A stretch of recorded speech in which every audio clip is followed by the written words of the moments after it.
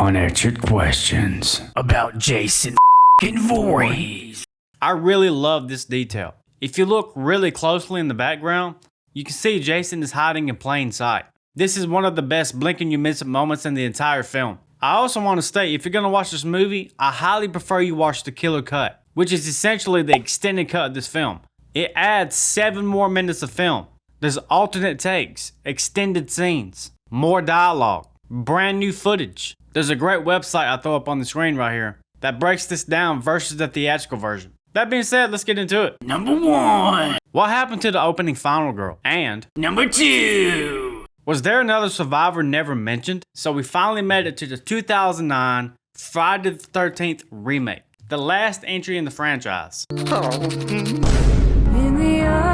Some people genuinely love it. Others would rather use it as a cum rag. But honestly, I get both sides. But for me, new characters, new score, new Jason design, it's really a breath of fresh air when it comes to Jason and the franchise. But let me say this, Sackhead Jason in the opening, one of the best prologues in remake history, if not the best. Fight me. He deserved his own movie. And aside from the loose retelling of parts 1 through 3 in that intro, I actually dig the changes. It's once again a breath of fresh air compared to those flashback sequences in the openings of the original timeline. Those flashback scenes are in every damn movie. But we all know the legend. June 13th, 1980, the final girl who decapitates Pamela and survives. Now, I wouldn't even call this camp counselor Alice, because if they're willing to remix everything else, I don't see why this is any different. You would think they would give her a new identity as well. So that begs the question,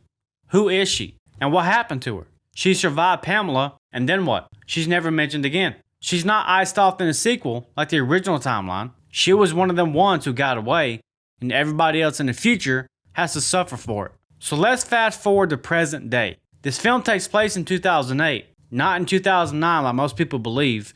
You can see that small little detail right here. But something Richie says caught my eye. Pay attention to the scene. Actually, a friend of mine, he went to camp around here. Oh, he went to camp around here. Now, you may think Richie is one of those nonsensical characters with his head up his ass, but I actually disagree. You can't say Richie was talking out of his ass because everything he said was true. He knew exactly where the camp was. He knew where the weed farm was, which I truly believe the farm guy was his connection to that. I mean, let's be real, he was 100% the plug. They definitely have a connection. Did you want to buy some weed? Fuck your shit up, boy. Good times. Gene. He knew the story about Pamela. He knew the story about Jason. Now, on the surface, Richie might come across as one of those cardboard cutout characters, bong in one hand, bad decision in the other. But if you actually listen to him, once again, everything checks out. So I gotta give credit where credit's due. Richie knows his shit. If all of his stories hold weight so far, I don't see why this is any different. So let's talk about the possibilities of his statement here. Was there another camp nearby? We never see it in the film unless it was just completely demolished. I mean, we do see Camp Crystal Lake itself, and we do see the very large surrounding area in the film. We see Camp Crystal Lake, we see the Vorhees house, and we know the Voorhees house is right next to that. We know Trent's house is on the other side of the lake. Where are you off to next? Well, I haven't been to the other side of the lake yet, so I was probably gonna go check that out, you know? We nearly see a 360-degree view of the lake when the couple goes out and drives the boat. Don't drive my boat. No, that's okay. So where is this nearby camp? Was it the same camp? Did the cops really continue searching for Jason after this massacre? He said the cops came, they were looking for that Jason guy. Did Pamela spare these nearby camp counselors and kids, including Richie's friend? Did they survive because of this unnamed heroic final girl, the camp counselor, who survived in the opening credits? We would never know for sure, but there is definitely a hidden story to be told here. Number 3. Was the Voorhees house and the mines destroyed? One change I do like about this movie is the realism and the survivalist aspect of Jason. He's smart, he's resourceful, he sets traps, he has tripwires attached to bells to see where his victims are around the camp. He takes refuge in the old Voorhees house, which is attached to the mining tunnels, which I also really love. This isn't really far-fetched. It keeps the movie's narrative grounded. Mining in New Jersey in the 70s and 80s was very common, and there's hundreds of abandoned mines in Jersey. But people thinking Jason fighting Carrie 2.0, or Jason taking vacation to New York in space, or body hopping up his sister's cooch isn't far-fetched? Yeah, okay. I actually like that Jason took refuge in his old childhood home. and not some shitty rundown shack that's out in the middle of nowhere, away from the actual camp. But this comes to an end when we find out that Jenna isn't actually the final girl. She gets offed, and Clay and Whitney unintentionally start a blazing fire in the mining tunnels. Again, this is connected to the Voorhees house. So this tunnel is going to act like a breezeway. It's going to suck oxygen like your mom on margarita night and turn that place into a damn blasting furnace. But then the rain comes in. But will that be enough to save the burning house? If not, where would Jason take refuge next? One of the old abandoned cabins? It's an interesting next step for Jason that we never get to see because we never return to Jason's home in the movie. I guess that means that Pamela's head might have burned up too, and Jason isn't gonna like that. We do see the house one final time at the end of the movie, briefly, but I'm not sure we can take that at face value. But I would get into that in my number 10. Number 4. Why is the town hiding Jason? And Number 5.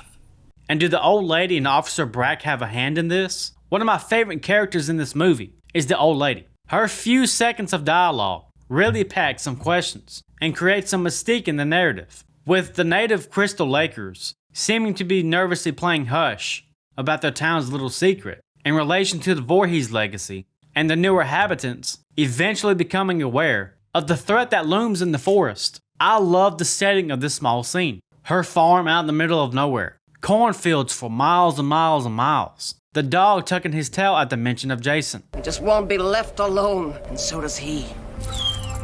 But as much as I love it, something doesn't sit well with me. Let's start with Officer Brack's statement right here. There's no evidence that anything happened to Whitney Miller or any of those other kids at Crystal Lake. No car, no witnesses. Now we know Jason hides the bodies in the tunnels, and hides any belongings as well.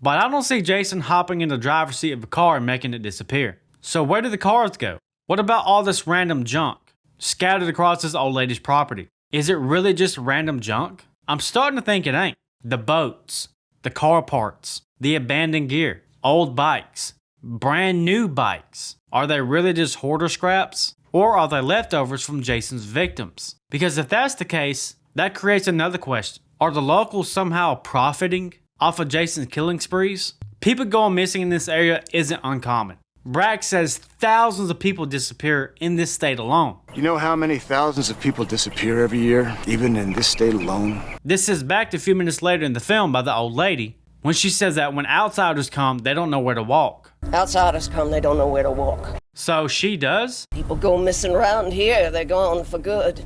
She's not here, son. She isn't here, huh? You might want to try looking someplace else. Look somewhere else, huh? So that's what the other families are doing. Just like all the other families, huh? Huh? So do the locals have this unspoken agreement to keep Jason's existence quiet as long as he stays out of their way? Could they even be helping cover up the endless trail of dead bodies that keep ending up in their backyard? We don't get any definitive answers. The old lady barely says a word, and the moment Clay starts pressing her, she freezes up. She realizes she said too much, then slams the fucking door in his face, like life did in my future.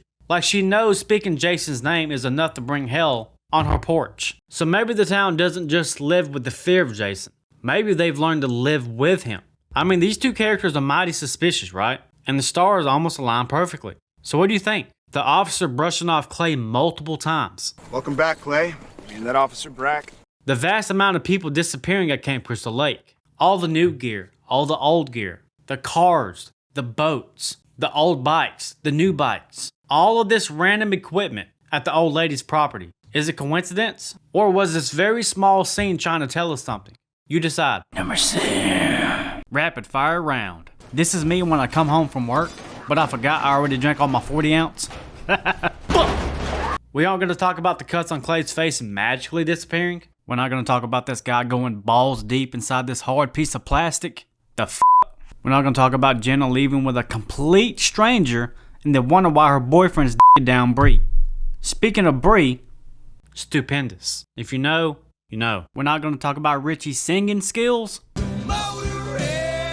Dog, you're about to have a jerkathon in the middle of a living room and you're worried about the deer head staring at you. What about the other 10 people that could walk in? Don't you know what happens when you try to get some in the woods?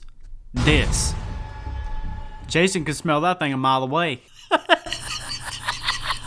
And that's not a good thing, man. You better run. Number 7. You do know it's illegal to pump your own gas in New Jersey, right? New Jersey is also a helmet law, and Officer Bratt just doesn't seem to give a damn. I mean, how incoherent is law enforcement in this town? Number 8. Is Jason purposely keeping Mr. Garrick's alive? No, I don't think Jason is a weed farmer. I think that's fucking ridiculous to even think. That makes no sense to me. But what does make sense to me is Jason stealing his kerosene. We've already talked about the town folks letting murder slide here and there.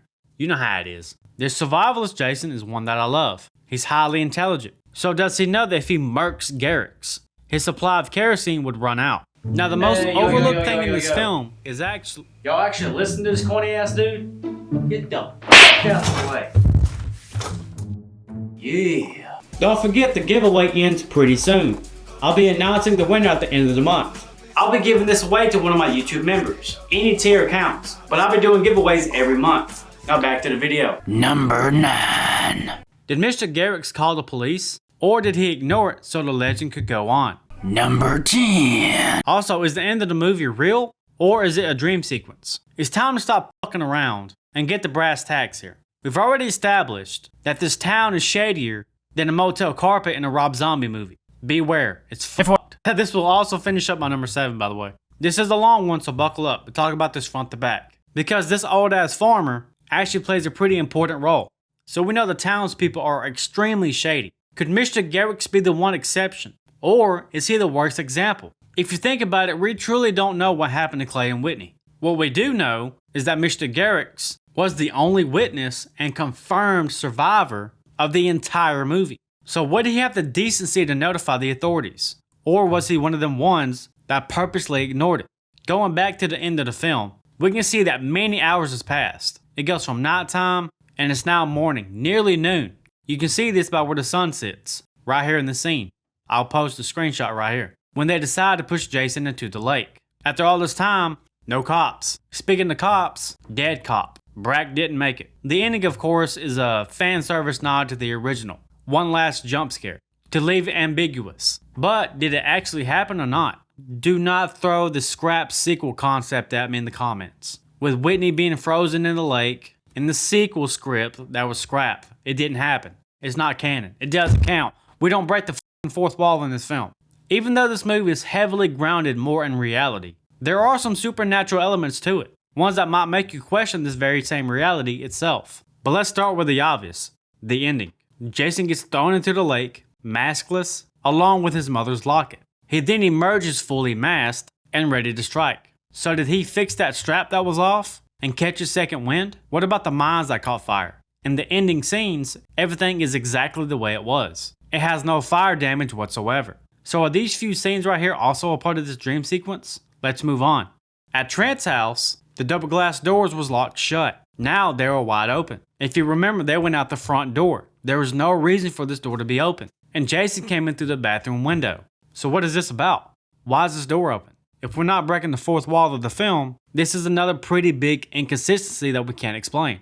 Unless it's not real. And how about this picture of Jason that disappears by his bed, but then reappears at the end of the film? Here it is at the beginning of the film, missing at the middle of the film, and here it is again at the end of the film. What about this bathroom door that slams by itself? In slow motion, you can actually see that nobody's there. I'll put this in like 0.25 speed so you can get a better idea. And what about Pamela? Does her spirit haunt the camp with Jason? Or is she just purely Jason's inner monologue now? Jason, my special, special boy.